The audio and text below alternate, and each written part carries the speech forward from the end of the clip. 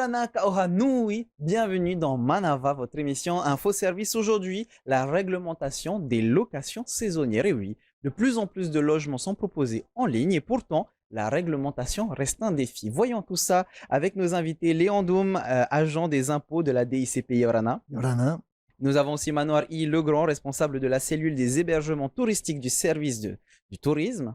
Yorana. Et enfin, Émilie Biotocola, directrice de l'agence Tahiti Homes. Yaurana. On va commencer déjà, Manoir I, par mettre tout le monde d'accord. On parle de quoi? De logement saisonnier, de meublé de tourisme?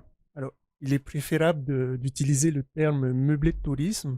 La réglementation le définit clairement. Mhm. Un meublé de tourisme, ça peut être une maison, ça peut être un bungalow ou encore un appartement meublé qui est mis à l'usage exclusif du client.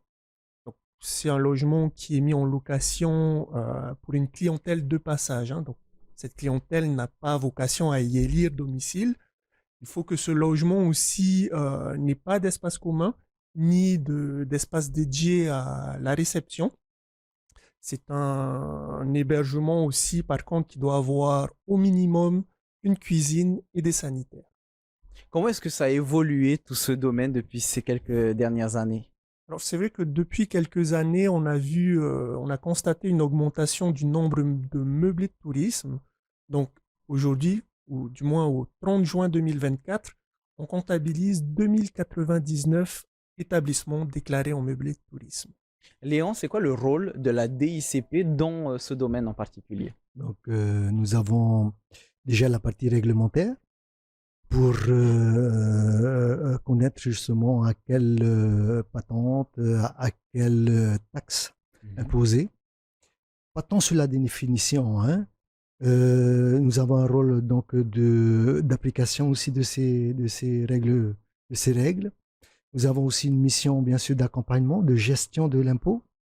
Donc on informe, on accompagne les meublés de tourisme et on les conseille même, voire même parfois, hein. Mais nous avons aussi, in fine, donc, un devoir de contrôle. Voilà. Donc, pour voir si les réglementations sont respectées. Surtout sur notre partie fiscale, bien sûr. On parlera de ces réglementations un peu plus tard. Avant, Émilie, il y a des périodes d'affluence finalement sur ces meublés de tourisme? Alors, oui, effectivement, il y a des périodes qui vont être un petit peu plus fréquentées que d'autres, même si finalement en Polynésie, on a la chance d'avoir une météo clémente tout au long de l'année. Il est vrai qu'on a une saisonnalité un peu plus forte, on va dire, entre avril et octobre.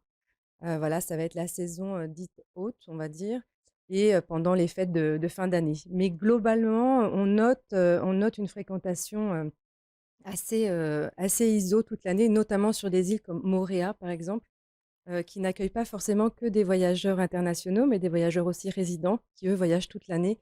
Donc en fonction des îles aussi, on peut avoir, quelques deltas comme ça, différents, par rapport à la fréquentation. Un meublé de tourisme, donc ce n'est pas que sur Tahiti, ça peut être dans n'importe quelle île de la Polynésie française. Oui, tout à fait, on retrouve aujourd'hui des meublés de tourisme sur tous les archipels, de la Polynésie.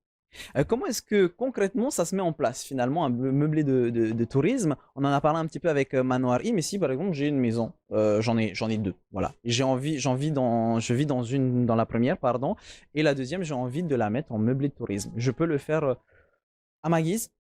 Oui, alors c'est très simple, hein, les formalités, aujourd'hui sont simplifiées. Ça concerne un petit peu, tout type de propriétaire. Ça peut être effectivement un propriétaire qui est lui est dans sa maison, mais qui va s'absenter dans l'année pendant quelques périodes, pendant ses vacances par exemple, et qui pendant ces périodes de vacances va mettre son bien, en meublé de tourisme. Ou ça peut être effectivement, des maisons secondaires qui, sont vacantes une partie de l'année.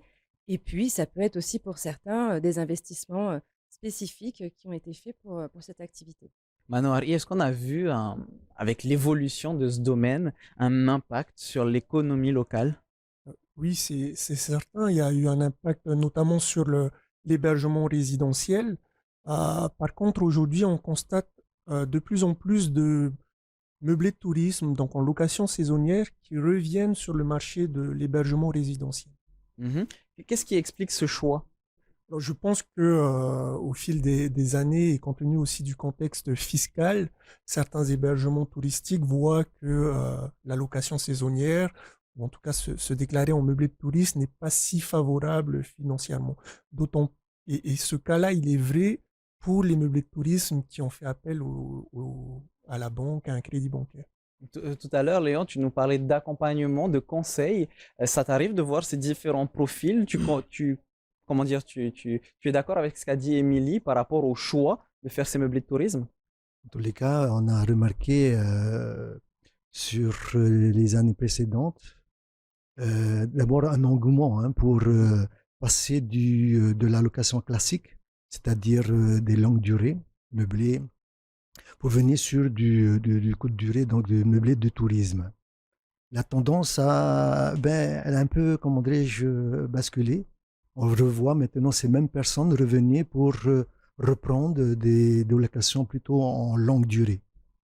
Certainement par les difficultés donc, que vient d'évoquer. Hein. Donc c'est avantageux, Émilie, de faire un meublé de tourisme où tu vas louer un peu moins souvent plutôt que d'avoir une location longue durée. C'est quoi la différence finalement? Alors, c'est là où nous, en tant qu'intermédiaire, on va être vraiment conseillés par rapport aux propriétaires. La location saisonnière peut être très bénéfique, effectivement, quand le contexte touristique international est très favorable, comme on a pu le voir ces 2 dernières années.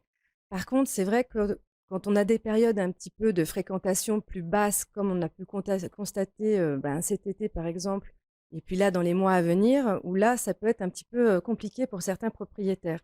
Donc avant de se lancer effectivement dans cette activité, c'est important de bien jauger le secteur, de bien le comprendre et de savoir ce que soi-même, en tant que propriétaire, on attend de cette activité. Est-ce que c'est des revenus complémentaires ou est-ce que je veux faire de l'argent? Est-ce que j'ai vraiment besoin d'argent tous les mois de manière pérenne ou non? Voilà, c'est différents critères à aujourd'hui bien déterminer avant de se lancer dans ce secteur d'activité et plus particulièrement les meublés de tourisme. Donc cibler son objectif, déjà, c'est la première des choses pour Oui. pouvoir choisir un meublé de tourisme ou une location longue durée. Pour le meublé de tourisme, tu viens d'en parler, je suppose, en toute logique, d'éviter de lancer un meublé de tourisme en période de Covid, par exemple. Par exemple. Alors, plus de logements, c'est plus de concurrents, hein. Donc, théoriquement, et je parle bien de théorie, une baisse des prix. Pourtant, on a des logements saisonniers qui sont de plus en plus onéreux. Pourquoi, Émilie? Alors, je dirais que ce qui définit aujourd'hui le prix des meublés de tourisme, ça va être avant tout leur qualité et leur lieu leur situation géographique, hein. C'est Hmm. comme dans le logement, dans l'immobilier d'une manière générale. Une maison en bord de mer avec des chambres climatisées, un niveau de décoration moderne au goût du jour, comparé à une maison un peu plus modeste en fond de vallée, sans forcément de vue ou d'accès à un point d'eau, vont forcément pas être au même prix. Ensuite, par rapport au volume, je pense que ça s'applique surtout sur des produits qui vont être similaires vraiment, où là on peut avoir des économies effectivement qui peuvent se faire parce qu'il y a une forte concurrence, mais on a vraiment là cette singularité chez le meublé de tourisme, c'est qu'il n'y a pas un seul logement qui est identique. Donc finalement, à part des grands critères de côté plage, avec ou sans piscine, chaque logement est très singulier. Donc les prix sont vraiment déterminés par sa qualité intrinsèque. En continuant dans la même lancée, Manoari en 2011, c'était moins de 80 logements, en tout cas meublés de tourisme, pardon. Et tu nous l'as dit tout à l'heure, au 30 juin de cette année, c'était 299 meublés déclarés. Ah, 2099. 2000, pardon, 2099 logements déclarés, meublés de tourisme déclarés. C'est en fait une opportunité économique et professionnelle. Oui, ça peut être une opportunité économique et professionnelle. Après, charge à chaque porteur de projet ou en tout cas à chaque usager qui souhaite se lancer dans cette activité de meublé de tourisme, de vérifier si la viabilité financière de son projet Mhm. perdure dans le temps. C'est pas certain. Alors, entrons dans ce cas-là dans les réglementations avec un cas concret. Je reviens vers toi, Émilie. L'année dernière, la Cour d'appel de Papeete a confirmé la fin des locations de courte durée dans une résidence de Punaouia. Pourquoi? C'était quoi le problème finalement? Le problème était très simple, c'est que le cahier des charges de la résidence ne mentionnait pas ce type d'exploitation. Et par ailleurs, certains propriétaires qui faisaient cette activité au sein de la résidence n'étaient pas assez stricts et en tout cas n'encadrait pas assez bien les différents locataires et les différents séjours qui ont causé par ailleurs des nuisances auprès de la collectivité. Donc naturellement, la collectivité s'est regroupée pour dénoncer certains agissements et s'est appuyée sur leur cahier des charges pour faire appliquer stricto sensu ce qui était mentionné, à savoir l'interdiction de l'exploitation commerciale dans la résidence. Et Léon, on voit que la réglementation évolue hein, tout le temps vis-à-vis, en tout cas, de ce sujet. Ça fait combien de temps que la réglementation a été mise en place concrètement? Alors, pour l'identification, c'est tout simplement très récemment, hein, Hmm. identification donc de la patente du meublé de tourisme, voire même de villa de luxe, hein, et cette identification donc permet une taxation différente également.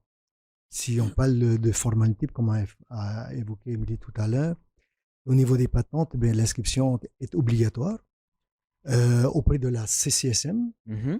Bon, les coûts sont les mêmes que n'importe quelle patente. Et donc, je vais parler peut-être comment dirais-je, d'une personne physique.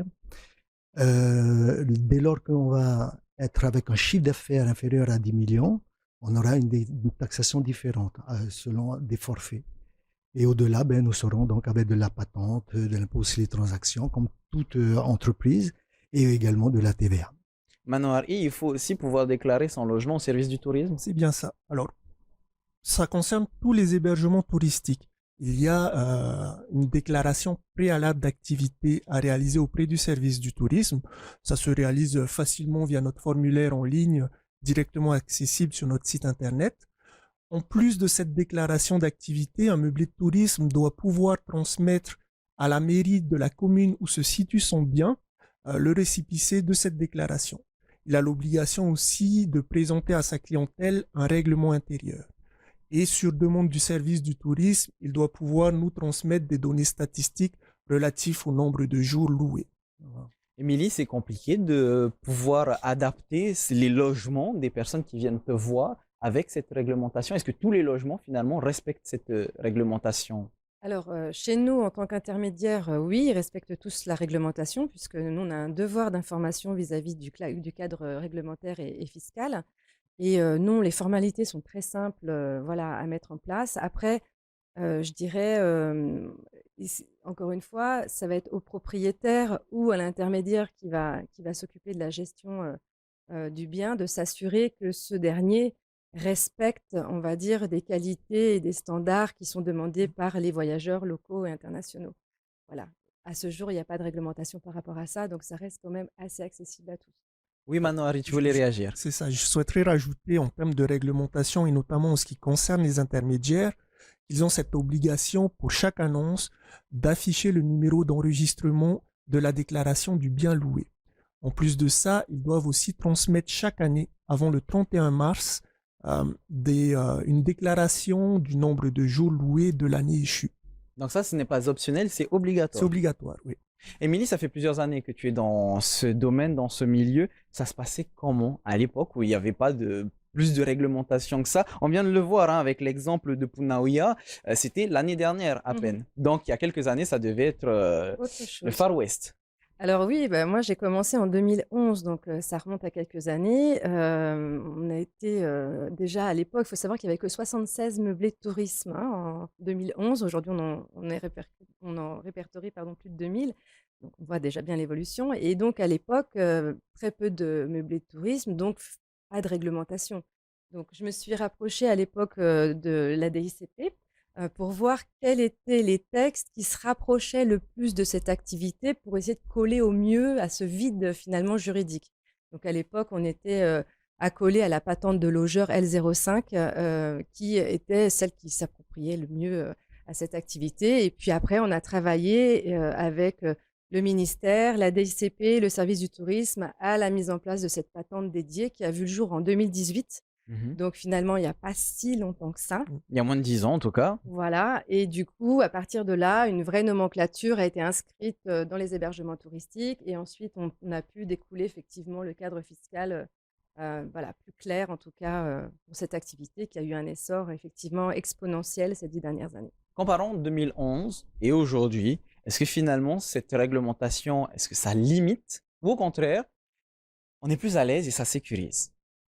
Eh bien, ça limite pas et puis c'était pas forcément le but. Je pense que le but était déjà à des fins statistiques et puis, puisque quand on a des statistiques, on peut mettre en place des cadres et des dispositifs pour aider le secteur. Donc c'était avant tout pour cette raison-là et c'est comme je le disais tout à l'heure, c'est assez simple donc finalement, non, ça permet juste d'avoir une idée claire du secteur et de l'observer et de voir quels changements, quels besoins il peut avoir, avec, l'évolution du temps. Voilà. En continuant sur la réglementation, Léon, est-ce qu'il y a des risques pour les propriétaires qui ne respectent pas les réglementations en vigueur? Voilà, c'est prévu, hein, c'est le but de la réglementation fiscale. Juste pour peut-être apporter un peu plus d'éclairage, hein, Mhm. l'activité de meublé de tourisme était bien sûr identifiée, mais n'était pas encore nomenclaturée donc, dans le code de patente. Et donc, par assimilation, elle a été donc taxée comme un logeur, ce qui est toujours le cas aujourd'hui, hein. Et donc, pour parler donc de sanctions, il faut d'abord parler d'obligations. Je parlais tout à l'heure donc de la patente et on invite donc tous les propriétaires à se manifester aussi auprès de la DICP pour pouvoir, comment dirais-je, lier la patente de l'activité avec le bien exploité. Mhm. Puisqu'il y a aussi là des conséquences également, hein, puisqu'il y a le calcul de l'impôt foncier, le calcul au niveau de la patente et aussi des impôts sur le revenu. Donc, à quoi comment dirais-je, il s'expose? Ben, c'est les sanctions normales, le rattrapage, bien sûr, des impositions Des non sommes dues. effectuées, des sommes dues, Mhm. majorées, bien sûr, de pénalités donc, prévues.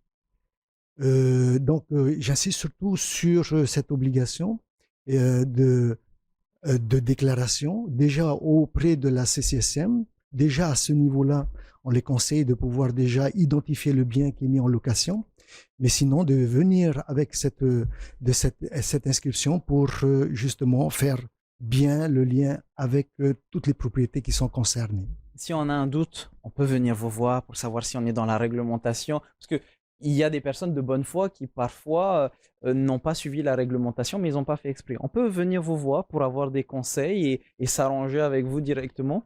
Voilà, en fait, c'est même recommandé de Oui. venir, hein. Je propose même qu'ils viennent au préalable nous rencontrer. Et bien sûr, la première démarche, c'est de se rapprocher du service du tourisme. Et puis, enfin, lorsqu'ils sont bien au fait de l'activité, sur les conséquences également fiscales, et alors à ce moment-là, s'inscrire auprès de la CCSM. Manohar, il y a aussi des sanctions de votre côté, ou à moins que tu veuilles rajouter d'abord quelque chose. Non, effectivement, il existe des sanctions administratives du point de vue de la réglementation des hébergements touristiques. Pour un meublé de tourisme qui ne respecte pas son obligation de déclaration de transmission du récépissé à la commune ou qui ne respecte pas son obligation de transmettre les données statistiques au service du tourisme, il est prévu une amende administrative de 300 000 francs maximum. Pour les intermédiaires également, ceux qui ne respectent pas l'obligation d'afficher le numéro d'enregistrement sur leurs annonces risquent une amende administrative de 1 million. Et pour celles qui ne transmettraient pas les déclarations du nombre de jours loués au service du tourisme, il y a une sanction administrative, une amende administrative de 5 millions. Et ces Ouh. deux dernières sanctions, elles sont calculées par hébergement qui fait l'objet de ces manquements. D'accord, donc se rapprocher du service du tourisme et de la DICP Surtout, pour c'est éviter ça. d'en arriver là. Surtout. Tu nous as parlé d'intermédiaires, très intéressant, je me tourne vers toi, Émilie. On parle des intermédiaires, des personnes qui, par exemple, vont aider des personnes à faire la location, en tout cas du meublé de tourisme, qui vont toucher les locations. Si par exemple je dois louer un appartement que j'ai, je peux demander aux cousins d'aller gérer tout ça, ou comment ça se passe? Il faut avoir des réglementations aussi vis-à-vis des intermédiaires? Alors oui, effectivement, il y a un cadre réglementaire aussi par rapport à cette activité. Donc aujourd'hui, quelqu'un qui veut, gérer, qui va administrer, collecter des loyers, qui va en fait quelque part se substituer au propriétaire, doit avoir une carte d'agent immobilier, doit avoir une licence d'agent immobilier. Aujourd'hui, seule cette profession est réglementée pour administrer un bien, collecter les loyers et faire effectivement toute l'administration du bien. Maintenant, c'est vrai qu'on a pléthore de services de conciergerie qui ont fleuri ces dernières années, Mhm. qui sont un petit peu entre deux eaux, qui sont pas très clairs sur leur mission, Qui mais flirtent avec la réglementation finalement. voilà, on ne sait pas trop ce qu'ils font, mais on sait au final qu'ils vont collecter des loyers puisqu'ils vont, eux-mêmes gérer certains listings sur des plateformes B2C et cetera. Donc, nous, on alerte effectivement, énormément les propriétaires par rapport à ces intermédiaires, à bien veiller que ces intermédiaires se contentent de faire, par exemple, que du ménage ou des arrivées-départs, mais qu'à partir du moment où ces intermédiaires, ont accès au loyer, administrent le bien, coordonnent des réparations, de la maintenance et cetera, et une licence puisque s'il y a un jour un souci avec un locataire, quel qu'il soit, la personne n'aura forcément pas de garantie bancaire, pas d'assurance en responsabilité civile, chose qui est obligatoire quand on est agent immobilier et donc qui garantit la sérénité et du locataire et du propriétaire.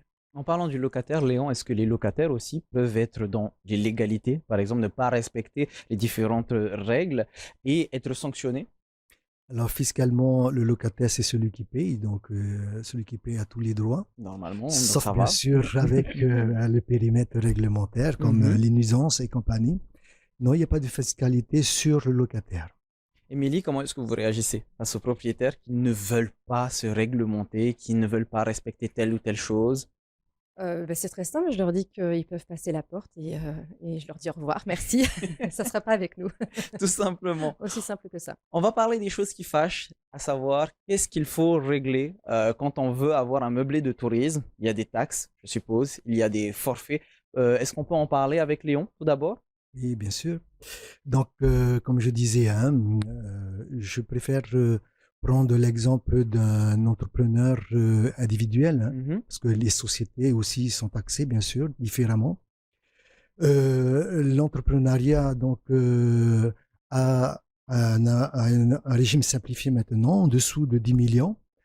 On va parler d'un régime forfaitaire, Mhm. et il y a 4 seuils, jusqu'à 2 millions pour 25 000 francs, jusqu'à 5 millions pour 45 000 francs, jusqu'à 7 millions 5 pour 110 000 francs, et jusqu'à 10 millions pour 200 000 francs. Voilà la conséquence donc liée à la patente et aussi la taxation sur le revenu. Au-delà, bon, on paye effectivement autant de patentes que de biens loués, mis en location saisonnière, et aussi sur le volume du chiffre d'affaires.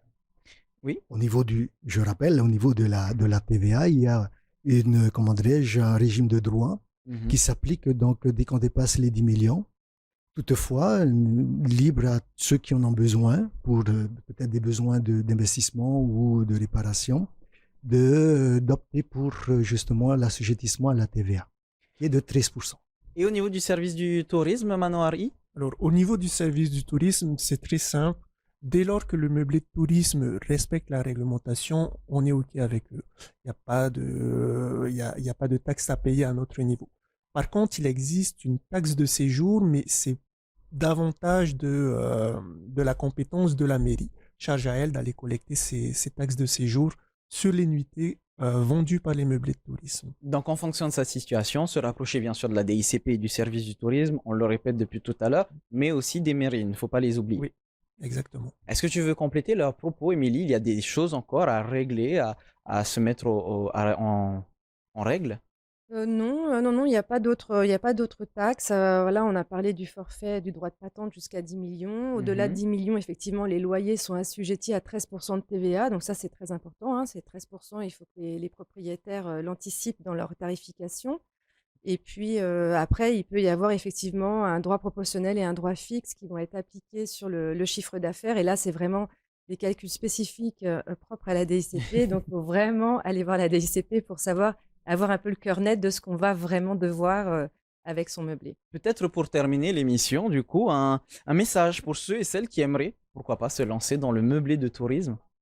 Eh bien, moi, je leur souhaite, d'y aller, bien sûr, puisque nous sommes, toujours à la recherche d'hébergement sur le territoire. Par contre, il est important de savoir que, cette activité est très fluctuante. elle est très dépendante de l'activité économique internationale ou sanitaire, comme on l'a pu voir avec la Covid. Donc avant de se lancer dans ce secteur, il faut bien se poser les questions, les bonnes questions. Est-ce que j'ai besoin de revenus pérennes parce que j'ai un crédit en ce moment que je dois rembourser, donc je ne peux pas me permettre d'avoir des mois sans revenus. Dans Mhm. ces cas-là, meubler de tourisme ne sera peut-être pas la meilleure option. Ou alors, de se dire, voilà, ben non, mais moi, je corresponds vraiment à la philosophie intrinsèque des meublés de tourisme. Mon bien, je veux y aller de temps en temps. Je ne peux pas y mettre un locataire à l'année parce que je veux pouvoir y accéder. La seule option qui me convient, c'est donc meubler de tourisme. Et dans ces cas-là, je me lance dans l'aventure sans aucun souci. Nous, vraiment, notre mission en tant qu'intermédiaire, c'est d'orienter les propriétaires au mieux pour ne pas qu'ils se mettent et qu'ils s'aventurent dans un domaine qui pourrait leur être préjudiciable. Et Voilà. pour se renseigner, on vous invite encore une fois à aller du côté du service du tourisme. Tout d'abord, voici le site service-public.pf/sdt pour service du tourisme. Et on en a parlé tout au long de l'émission, la DICP bien sûr, avec mesimpôts.gov.pf et le deuxième site impôts-polynésie.gov.pf. Merci, messieurs, madame, d'avoir Bravo. répondu à mes Merci. questions. C'est la fin de notre émission. On se retrouve demain à 17h15. En attendant, bonne soirée sur TNTV avec à 18h votre VAT, votre journal en tahitien. Maruru ito tatou faririra, rahuma, parheana.